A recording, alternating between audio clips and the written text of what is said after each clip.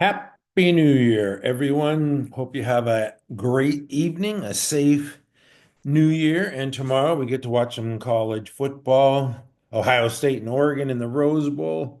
I always look forward to the Rose Bowl there in Pasadena and look forward to that game tomorrow. Anyway, we got business at hand here.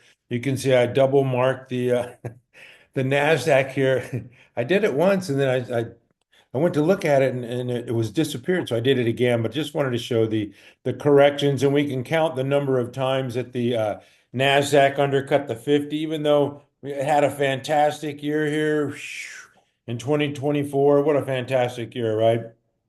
Um, but it had periods of digestion. So we have these rallies and then the digestions where they undercut the 50 here. This is March 21 to April 19th, 8% correction where it undercut the 50. So it undercut the 50 four times, really like once per quarter last year in 2024. Here's your July 11th to August 5 correction. 16% serious correction below the 50, rallied back above it. And then once again in September, undercut it. Had this strong rally up until the election here, and then it pulled back before the election, then rallied since. But now we've give back some of those gains since the Fed Chair Jerome Powell pissed in our punch bowl, and it's really been really weak and choppy since then. But that is normal. I'm going to get to that in a minute. Before I show you some of the weakness in some of the other indices, because I think this market's a little unhealthy right now, needs a checkup, needs a tune-up. And I'm going to tell you why I think it's unhealthy. One is the S&P, the Dow, the Russell 2000, the MDY, they're all below the 50 here once again. And the this is the S&P 500. It had this October high on the 17th of 5,878. And today it undercut that level. That was the pre-election high, and it undercut that level today. And so it's given back all these election gains here. And we're right back to October 17th, unfortunately. But like I say, this type of behavior here, this choppy action is normal to be expected. Like I said, it's going to come back to the 50. This is why we watch the 50 all the time. I post it every day on my site. You have to keep in mind where that 50 is, and the Nasdaq has done it four times this year. I'm going to go back to the Nasdaq. Excuse me for toggling back and forth here, but I do expect the Nasdaq to come down to the 50 and undercut it a little bit, which would be uh, right here, consistent with the low of the Powell, whatever you want to call what Powell did, 19,168 there on that Friday. It had that reversal, right? So it reversed higher. I expected it to take out the high, but it didn't. It reversed lower. Now we've had four consecutive days of selling. And right now we're low was 19,283. So that's essentially a retest, 168. 283. Let's give it another 100 points here on Thursday or Friday. The market's closed tomorrow. So I would expect that, a retest of the lows where it reversed. And even, if it undercut the 50, it wouldn't be the end of the world. Depending upon how heavily you're invested. If you're on margin, 100%, 200% invested, you don't want to see that. If you're out of the market, you're saying, yeah, bring it on in, right? And so it just depends on how heavily loaded you are in this market. All right. I showed you how the S&P gave up the election gains, and so same with the Dow Jones Industrial Average here. I know it's only 30 stocks, but it undercut its 50 here back on December 18th when Powell, said we're not sure about the rate cuts. And, all he really needs to say is we're cutting a quarter point and we're going to be data dependent, because that's all they are. They're data dependent on, whatever happens with the data. They're going to make their decisions based on, current data. So anyway, the Dow made that low on that reversal day, which was 10 days ago, roughly on the 20th. That Friday, a low of 42 146. Yesterday it came down to 42,263. So getting close to retesting that low of that just whoosh, that whack from Powell, man. He really did a number on this market. And I think he intended to do that, take some of the froth out of it. Anyway, this is the IWM below the 50. So all these are below the 50. And there's no strength here. This thing is just, I don't know, just dawdling along in between the 50. But you can see the short-term moving averages, the 21 and the 10 are just diving here, and the 50 starting to curl lower. So that's very unhealthy. I'm saying this market is unhealthy right now. Needs to get in the gym and get tuned up, like we all do, like our New Year's resolutions, which will last for like 2 weeks. This is MDY, below the mid cap 400, whatever, below the 50. This looks a lot like the IWM, right? Just crashed on Powell's words and just cannot recover. So maybe the new year will bring us better luck. I don't know. I want to take a look back, though. I think it's good to do precedent analysis because history repeats. I mean, we're not. First of all, I'm going to go to the Nasdaq because history repeats, and I'm going to get rid of this junk. Okay, getting a little sensitive here. I'm going to go to. I'm not just going to go to the election years. I'm going to go to just years in the Nasdaq where it's been quite choppy. Didn't have the volume like it does now, but quite choppy into the year end here, made a new high of 104, then kind of gave some pack, chopped into the new year. And then once we got into 1978, you can see this diving right down to the 200. And this is, what is considered, you're selling winning stocks. It had a big year, right? And you sold your stock, so you don't have to pay taxes for another 16 months and have plenty to do with that money, right, over time. So anyway, that was 1978, and I wouldn't be surprised if this happened again. That's just kind of my point here. Now I'm going to go to 1981. This was the year that Reagan defeated Carter, right? In October here, we had the election. What is it? The second Tuesday in November. I don't know what day that was this year. Nice spike there, though. I don't know, maybe the fifth. But anyway, had a nice rally in the election. Caution ahead of the election. Big rally up to 208, and then just undercut the 50. See how choppy that is, man. Big rally, big dive into the new year. And then once we got into 1981, we saw some, selling once again. So tax loss selling, is a thing. Not tax loss selling, just selling for tax purposes because you don't want to pay. If you sell here before this line here in January, you're paying taxes right in April. So if you sell afterwards, you don't have to pay for 16 months. And I'm going to take a look at another year. I'm going to go to 87. And so 86 was, was diving into the year. You're real choppy here towards the end. December was a crappy December in 86. Once we hit 87, we stepped on the gas, right? We bounced right through all the moving averages. And so we could see it both ways. It doesn't always have tax loss selling. It has more to do, I believe, with how successful the year has been. And we've had two fantastic years on the NASDAQ. I'm going to go to a 15. Well, I'll just go to 93. So after the 92 election, that was when Bill Clinton beat Bush and Perot, right, in November.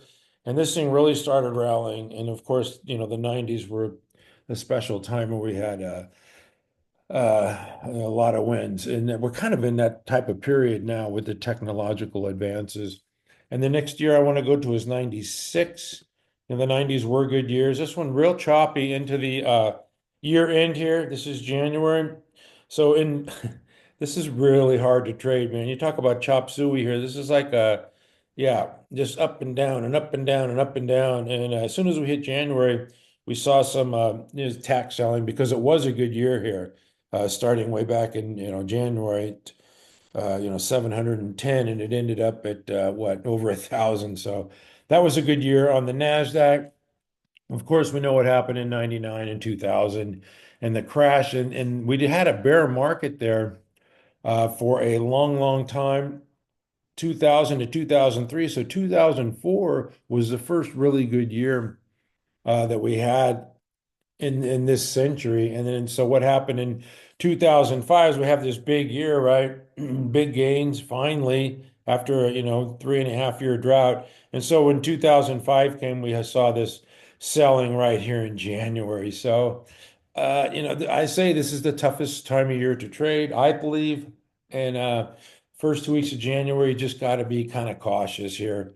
And we've had two fantastic years in the Nasdaq, and so it wouldn't be surprising for me to see, some bit of selling for tax purposes starting January. But it sure looks like it wants to undercut the 50 here.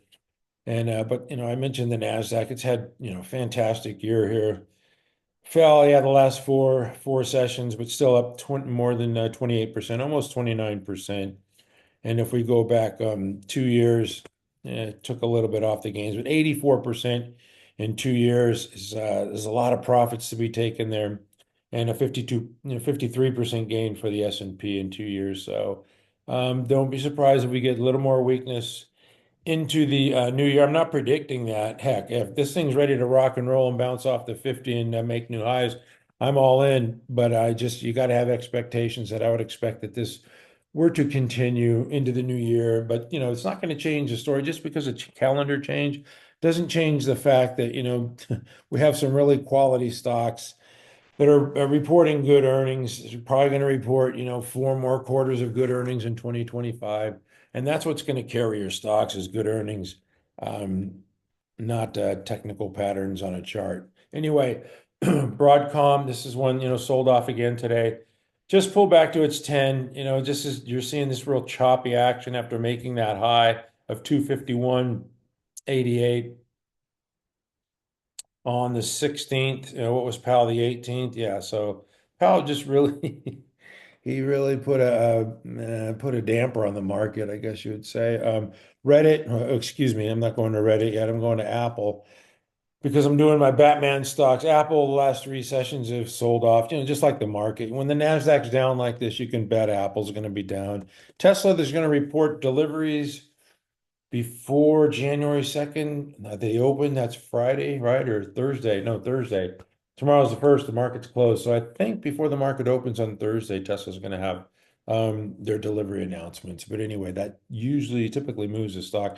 This thing was up at 488 on the 18th when Powell spoke, now at 403. So Powell's trying to flex his muscles, showing he's the most powerful man on Wall Street. And it's working. Microsoft has really been struggling here now below the 200, still consolidating within the base here, down 385, but that would be the low. If it undercut the 385, then you'd really have trouble. Man, it's below the 200. The moving averages are just curling lower, just diving, right?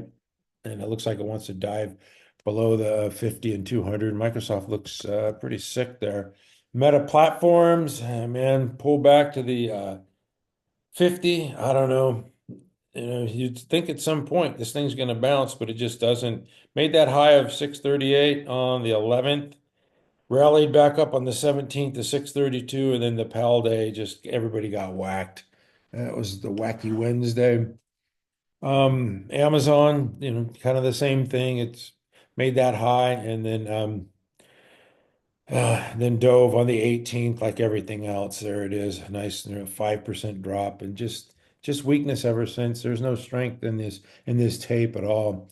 Google, same thing. So when the leaders are selling off, the indexes are weak. I mean, and all the junk stocks are pretty much, for the most part, have been, really weak and below their moving averages.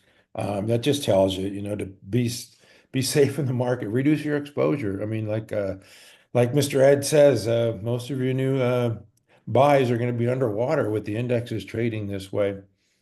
Google's still above the 21, but just weakness overall, general weakness. It is pulling back to a buy point. This is NVIDIA, rallied up to its 50, if you want to call it that, and then got rejected today, down 2.3%. So that 50 right here, this red line is providing some pretty stiff resistance. It undercut it on this day, tried to rally back and got rejected, rallied up here and then got rejected, rallied up yesterday, got rejected. So it is providing some resistance. I just want to go through some of the leading stocks that I like. I sold everything today on my trading account. I'm going to start 2025 with a clean slate. So I don't have to buy anything. That's why I'm hoping the market comes down. No, I'm not hoping for anything. I just play it as it comes. Whatever happens, if it starts to rally, I get in. If it starts to fade, I get out. All right. GEV is still in a consolidation phase here. Pulled back to the 50 for the first time since breaking out of that base. Rallied up, but the market overall market weakness, it's down 4 days in a row, just pretty much like everything else. Traded down to its 50 yesterday, which was Monday. Just an inside day today. I kind of like this as trading tight within a base after a big move. That's a recipe for good things, but you got to be patient. The volume is a nothing burger down here. There's no buyers. I mean, people are on vacation. You got interns at the shop running the machines and you know with no instructions to buy anything. So there's just a little bit of selling. All right. Another one that I like was Reddit. Had to sell it. Didn't really want to, but I'm just cleaning the books here. This is in doing some post analysis on my trades, and it's going to ask like, why did you sell? It's like, nah, no real good reason because I felt like it. I just wanted to start the year with a clean slate. But this is doing nothing wrong. It just pulled back to its 21, stronger than most stocks in the market. But sold off these 4 days for like everything else. It just seems really mechanical. This selling. It's not panic selling. It's not capitulation selling. It just looks like garden variety pullback digestion type of selling. Did have big volume yesterday, but kind of like really light volume here on Reddit. Another one that I liked that I had to sell along with Broadcom was ALAB. Once again, didn't do anything wrong. I just sold it to clean the books, and it did undercut its 10. It's 1.2% below the 10, still above the 21. I still like it. I reserve the right to buy it back anytime I please. But I'm gonna wait and see. You can see the volume drying up here as it pulls back. And I've said this, I think I say it every day on this one. A real clear pattern here. It just pulls back the moving average and bounces. Now one of these times it's not going to bounce, right? This might be that time, but I will see. I do expect it to bounce, and I do expect it to have 4 good quarters of earnings reports next year. So I think it'll be higher by this time next year due to the fact that it's going to have strong earnings reports. MRVL, another one that I like, just pull back to the 21, not doing anything wrong, just selling off with the market on super light volume. I mean, this is, pretty obvious what's going on here. VST is another one that I like. I think it was up like 260% in 2024 and 258. This story is not going to change either. This energy for the data centers, the AI thing, that's not going to change just because the calendar changes. So a little choppy action, little digestion of big gains, that's to be expected. You got to be ready to step on the gas when we have these big rallies, and then when we have this type of downturn, this is when as a swing trader, you don't want to be involved with that, right? You don't want to take the losses there. VRT, Vertiv, another one that looks a lot like VST. We got both of these on these. We got lucky, actually. No, we didn't get lucky. We just read the tape here, the breakout with volume above a downtrend line. Had a nice run here, but had to give it up. Anyway, Vertev, looking forward to more strong earnings reports in 2024. These guys are well positioned, they're well managed, and yeah, they're going to have earnings report next month on the 19th, and I'm guessing they're going to have 4 more strong earnings reports in 2025. And then Credo is another one that I like. There's more that I like. I'm just not going to go through all of them here.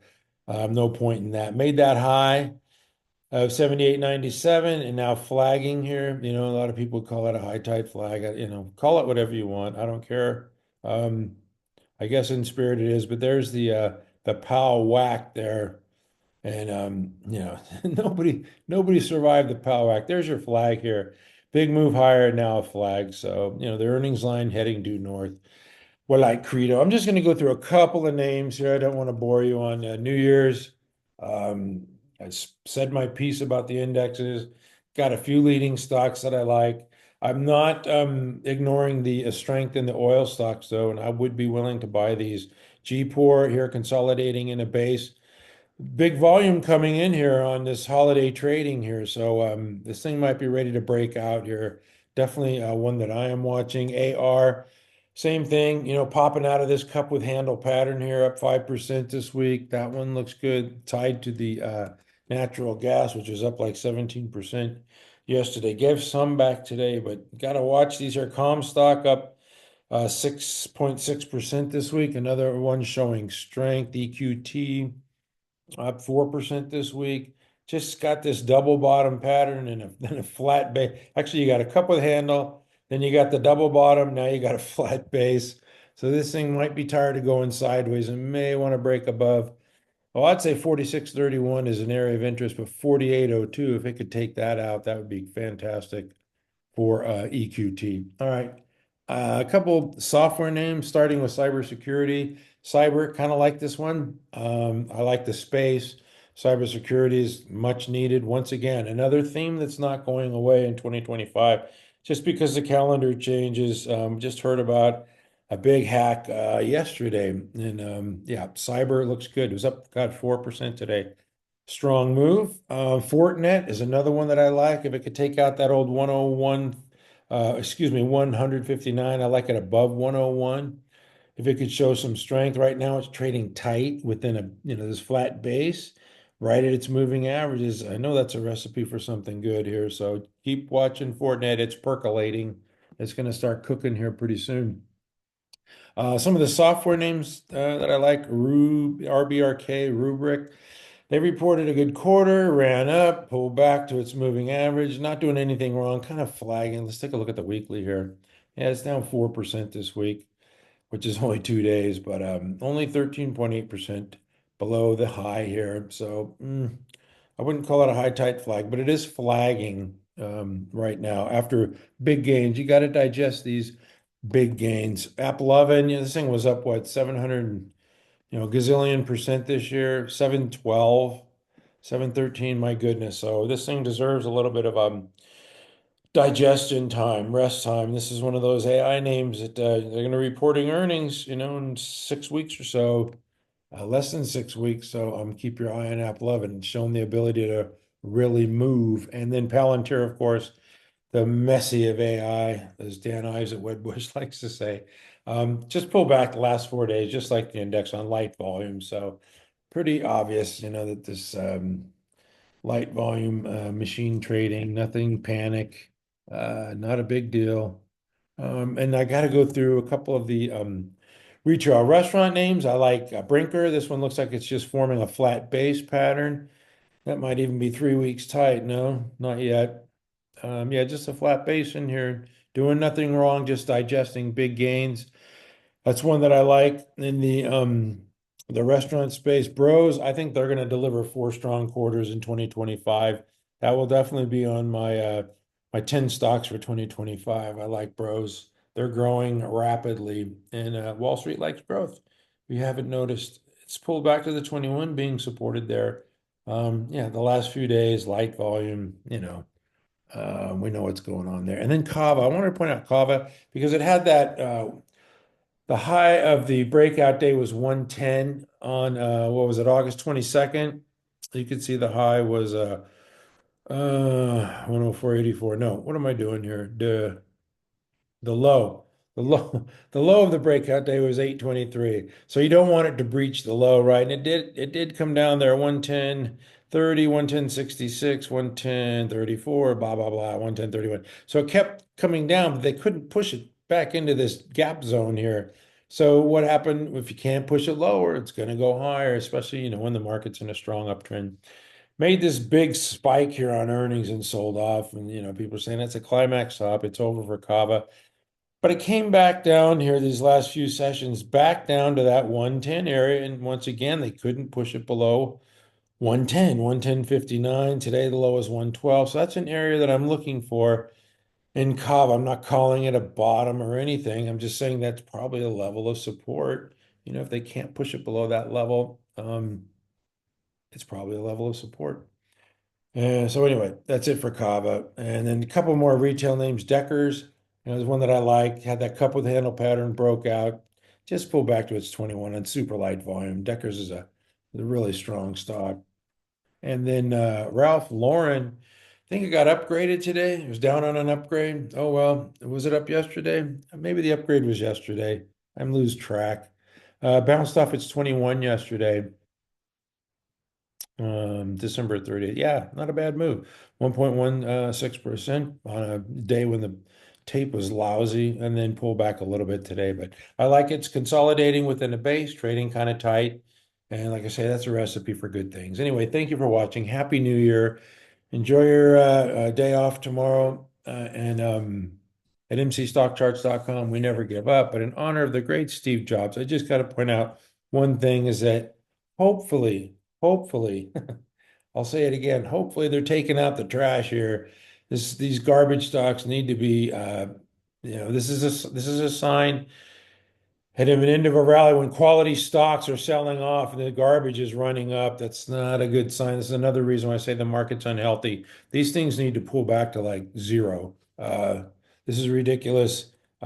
This is not even a quantum stock. It's a tape drive stock. At least it does have sales, right? It's got what, 300 million in sales, something like that. And it's not as bad as some of the other ones.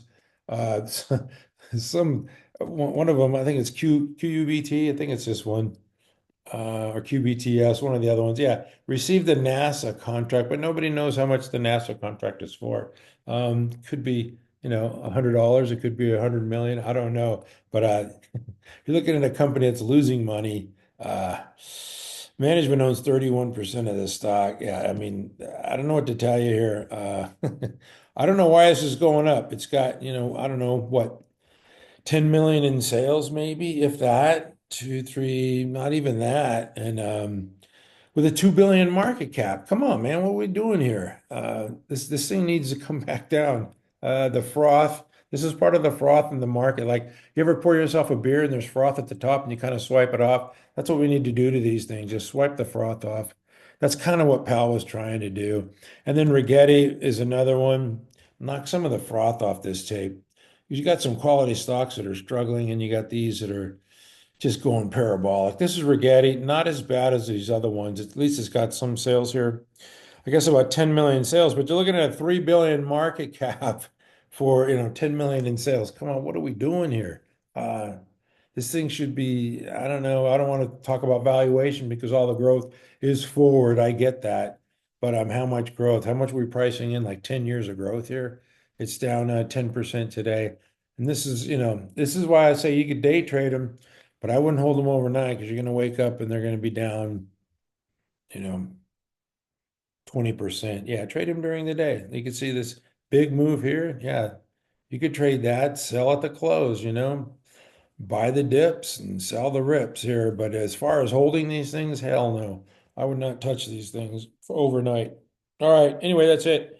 I'm off my soapbox. Hopefully these things will come back down to earth and we get, more normalized markets where the quality stocks are being rewarded and, some of the junk is being sold off. Anyway, that's it for me. Have a happy new year. We'll see you again on Thursday. I'll be posting in the morning. Happy New Year, everyone. Never give up.